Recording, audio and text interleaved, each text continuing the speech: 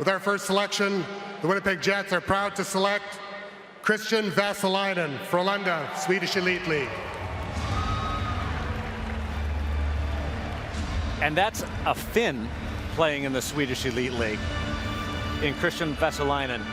One of those players that really could have gone anywhere from top 10 at the back end of the top 10 down to outside of the first round. Well, no question about it. If you go back to the start of the year, I think this is a guy who was definitely in the top 10s. But whenever he played with his own age group, he played extremely well. And Jeff also mentioned the under-18s, which he led that tournament with 13 points in 7 games. Finland ended up with a silver medal, and that put him back on the map. That saved his chances of being a first rounder. No question, because really he went kind of from a top 10 guy, then he went down to being like a middling guy, and here he is in the bottom 11 picks of the draft, going 24th to Winnipeg. A couple of Finnish wingers in Winnipeg right now.